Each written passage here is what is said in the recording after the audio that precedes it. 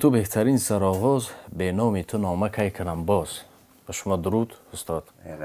خوش آمدید و برنامه جدید، چون مجبور هستیم که جدید گوییم. نزد شما دندان تیز کرده آمدیم. دندان تیز کردن ما همچنین است که خیلی سوالهای جدید آماده کردیم، سوالهایی که با مردم شفقاور است که چرا، برای چی. شما آماده هستید؟ بله بله. ما همه وقت چی گم، من خاطرتون با یکم باره که شما اینترویو گفته که بدید، من گفته بودم که اولا السلام علیکم دلوار جان. یکم باره که اینترویو من گفته بودم شما که من همه خیلی شخصیت هستم که درون بیرونم یک است. درون بیرونم یک است. در این مدت 23 سال کاری من چندین بارا این چیزا به من واخورده. درون بیرون من یک است. برای همه قدر وقتی که درون بیرون شما یک است، وقتی که تمام ارگان و تمام ساحه شما چندین مراتبه ها علق برین کرده میبرد، شما همه چیز از سر که گرزوندید، شما یک چی پنهانی ندارید. همه خوب چیزش این کشاد و رفشن صحبت کردن، کشاد و رفشن گپ زدن، کشاد و رفشن کار کردن. بسیار خوب. اگر آماده باشه شروع میکنیم. برام یادآور میشویم که تماشابین ها پیش از اون در حال بگن که این چی هفته اندام است. یادآور میشویم که ما فیلم ثبت داریم. از این سبب شما هم حیران نشوید، ما فیلم تاریخی ثبت داریم. بعد بسیارا فکر نکنن که با ترتیب درو رو چیز یک نقطه میگذاریم. من دلوار جان حاضر که مثلا اکنون شما گفتید که حاضر دومینا گفتید که درباره یک فیلم تاریخ ساخته استودید، این به هر چیز ضرور اگر که ما این چیز رو نسازیم، ارخیو نکنیم، دنیا به نشون ندیم.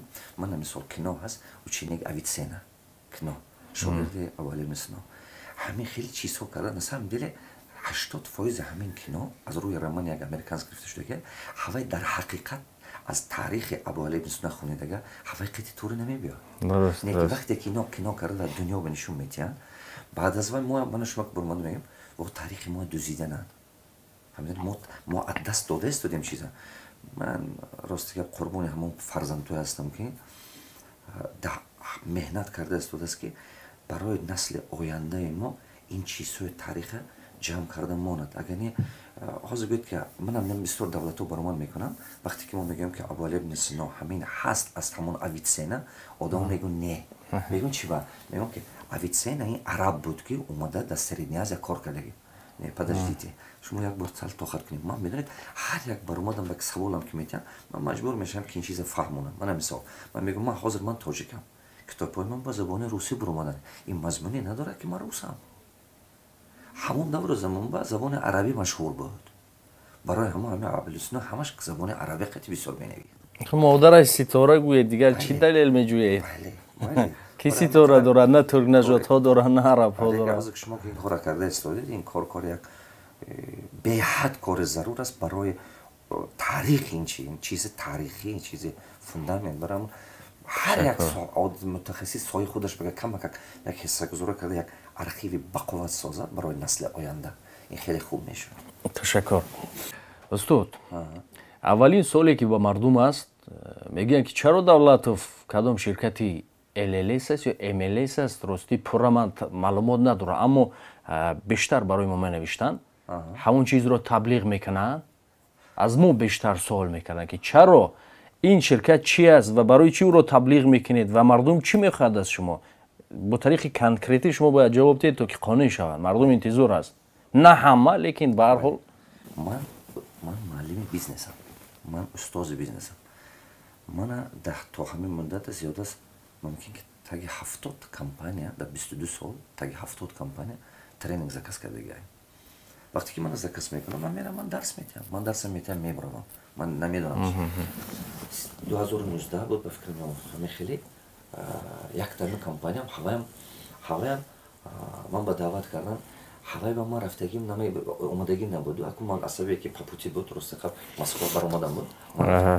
برام دور کردگی من 40 منو یک ساعت من درباره چی گپ میزنم. وقتی که من دعوت میکنم من متخصص چه خیلی پول ایدورا کردم، چه خیلی پول اپراولیت کردم، چه خیلی سرچشمه درآمد ساختن. برای همون ما دعوت کردیم، چه خیلی کمانده ساختن ایتالیا. ман омада дарсама дода чизи илмама дода мебуравам ман намешиносам на ин компания мешиносам. пас мардум аз чӣ манша гирифтааст ки мегӯяд ки одам таблиғ дорад? аз чӣ? ман ҳар як компания ки тренинги мана заказ мекунад, любой компания ки тренинги мана заказ, якта ин любой компания ва аз ман мепурсад ки якта видео пригласительне карда мо барои кунед.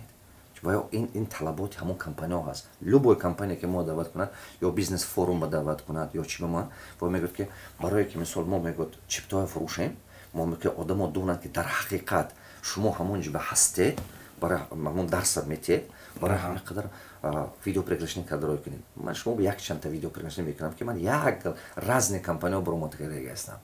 яъне даъват мекунед? даъват ба мо ки мисол ман баромад дорам компания алфа ё ки ман баромад дорам компания бета ё ки ман баромад дорам ман дар бораи чӣ гап мезанам дар ҳамин дарс ё ҳамин бизнес форумба омода гӯш кунед. ин кора якта ман не тамоми бизнесрони дунё мекунад. ин тамом ин стандарти системаи индустрии. агар ҳамаша сарҷамъ кунем шумо алоқа доред ё надоред? ин компания қати ман на ин компания ягон майда алоқа май на мешиносам ва ман ягон инсони лицо по лицо дуруст намешиносам ки ин бизнес кардаста бошад. ман намедонам ва тренер ман даъват мекунам, ман мебурам саҳна гап мезанам, илме ки ман ба ҳасман гап мезанам. далелҳо дошта бошед пешниҳод кунед мо мегузорем. албатта ман якчанда шумо ба видеоролико мепурсам ки тамоми разне компания даъват карда акун чӣ мегӯянд баъзеш гуфтаст ки мисол баъзе мо ба менависанд ки наверно ҳамин компания или нест компания шумо чӣ хела компания мана просто ин тӯҳмати рӯйбарӯ значит ҳамин компаниое ки тенше ҳасту мисол дига компания ҳасту марикей ҳасту арифлейм ҳасту значит дига ҳамин ман будастме ин просто тамоми бизнес тренери дунё ин кора мекунад.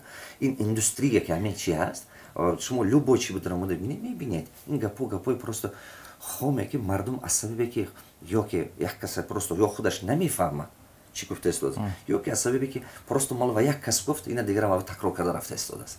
бисёр хуб. саволи навбате агар ки ваё мисол ҳамон одаме ки ҳамин ба даъва дорад равад ҳуҷҷатан доказат кунад нишон диҳад ки давлатов инҷиба ягон дахолаташ аст. ягон ҷо ба ҳамин хел ҳуҷҷат шумо биён кас пешниҳод кард? Не. Просто гапи кӯчагӣ. ман мисол ман компания дорам, равед Минюст номи ман ҳаст. соҳиби компания, учредитель компания. равед Қазоқистон, Россия, любой тарафи дунё компания ки номи ман бас мебурад. фаҳмидед? вақте ки шумо як кас як ҷо ба кор мекунед ва шумо ба регистратсия мешавад, ҳавои нест. ҳукм ҳамин чизи қонун ва қонунӣ ай. гапи кӯча ай. ин қабул.